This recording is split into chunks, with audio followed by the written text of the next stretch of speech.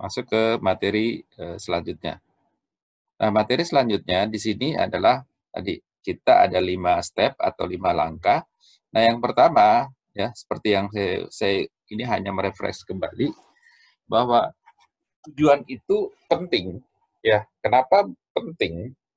Karena seperti kalau kita naik ojol, naik ojek atau naik Grab ya. Kalau kita nggak tahu destinasinya ya, si tukang ojeknya, driver ojeknya atau driver ojolnya pun juga nggak tahu kemana kita akan melangkah ya. Nah, dengan adanya target ini membuat kita bisa menjadi hidup kita lebih terarah ya. Nah, karena hidup kita lebih terarah itu akan lebih clear ya. Nah, terus kemudian di dalamnya nanti kalau ada problem-problem, ada masalah-masalah yang kita hadapi, ini juga membuat kita ada penguatan untuk menghadapi masalah-masalah yang ada.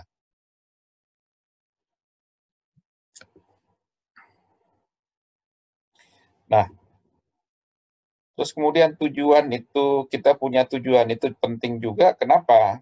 Karena tujuan ini bisa membantu kita, ya, untuk juga nanti membantu kita untuk melihat perkembangan kita untuk lebih maju, ya. Nah, ini nanti hubungannya tadi kan kita ada 5 step, nah salah satunya itu kan nanti kita bisa melihat progres kita, kemajuan kita seperti apa. Jadi di dalam step yang kelima kan harus ada feedback. Nah, feedback itu kita bisa melihat nanti kemajuan kita nanti seperti apa, ya. Nah, selanjutnya adalah kita tadi seperti yang saya katakan bahwa ini kita bisa menjadi pribadi yang berkembang. Nah, pribadi yang berkembang tadi saya sudah jelaskan bahwa kita tadi ya, misalnya kita mau 5 tahun ke depan. Nah, 5 tahun ke depan ini, tahun depan itu kita targetnya apa? Ya, tadi targetnya sekarang kan kalian adalah mahasiswa, mahasiswa angkatan terakhir. Berarti kan September nanti di sini, ya, September di sini kalian akan lulus, ya. Nah, setelah lulus, berarti kan kalian akan masuk ke dalam fase kontrak, ya. Nah, di sini 1 tahun di sini kalian akan dikontrak, kontrak kerja, ya. Nah, sekarang sini dari kontrak jadi permanen, ya.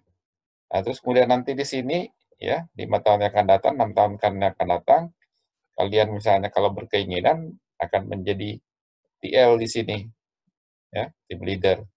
Nah, perjalanan ini kan harus kita lakukan membangun kebiasaan-kebiasaan menuju ke sini, ya, membangun kebiasaan-kebiasaan menuju menjadi tim leader. Nah, membangun kebiasaan-kebiasaan menuju tim leader inilah yang kalian di sini kalau kalian punya tujuan di sini clear, maka kalian bisa bisa memprediksi, bisa men-setting target, saya lulus itu kompetensi apa yang saya punyai. Saya fase kontrak itu kompetensi apa yang saya punyai, ya. Dan pada saat saya menjadi TL, itu kompetensi apa yang saya harus punyai. Nah, kompetensi-kompetensi ini kan kalian harus kembangkan. Nah, kalian harus kembangkan, kalian harus improve, lakukan PD1 sehingga pada saat dibutuhkan di kompetensinya di sini, contoh misalnya pada saat akhir kontrak, nah kalian udah punyai, ya.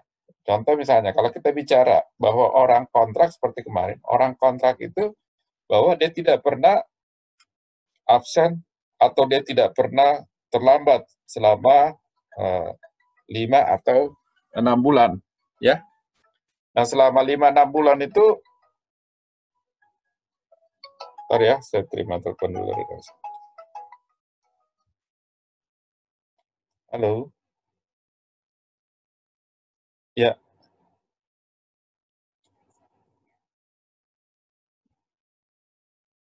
boleh, boleh. Iya, iya, iya, iya. Oke, iya, iya, yuk. Halo, maaf tadi ada telepon dari Raisa. Ya, nah itu.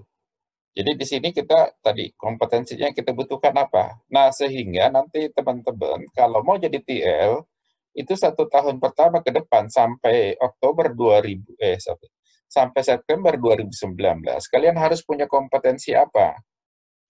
Terus kemudian nanti sebagai karyawan kontrak itu harus punya kompetensi apa, sebagai karyawan permanen itu harus punya kompetensi apa, dan sebagai seorang TL itu harus punya kompetensi apa.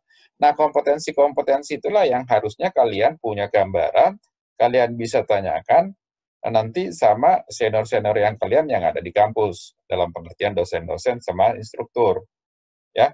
Di sana ada Pak Dedi, Kaprodi, terus kemudian ada Pak Teguh, ya, segala macam di sana. Nah, itu bisa.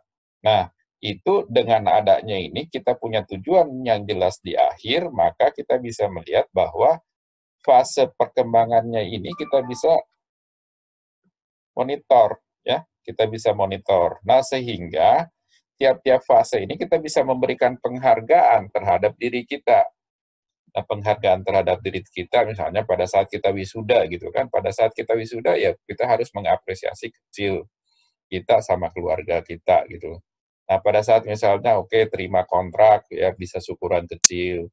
Nah, seperti itu. Nah, ini makanya sebuah tujuan itu penting ya salah satunya tadi adalah kita bisa melihat perkembangan kita.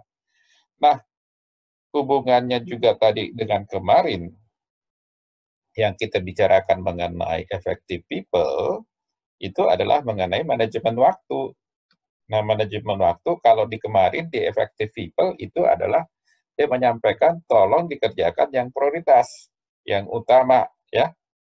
Nah, manajemen waktu ini sangat penting untuk bagaimana kita melihat bahwa yang mana yang penting dan mana yang urgent yang kita harus kerjakan terlebih dahulu, ya. Nah, itu dulu yang kita kerjakan. Nah, sehingga dari sini kalau kita katakan bahwa dengan kita menentukan target, itu ada beberapa hal yang bermanfaat buat kita. Yang pertama adalah clear buat kita untuk melakukan apa yang harus kita capai. Terus kemudian yang kedua, ya, itu bisa juga menjadi tadi kita bisa mengontrol time management kita, kita bisa melihat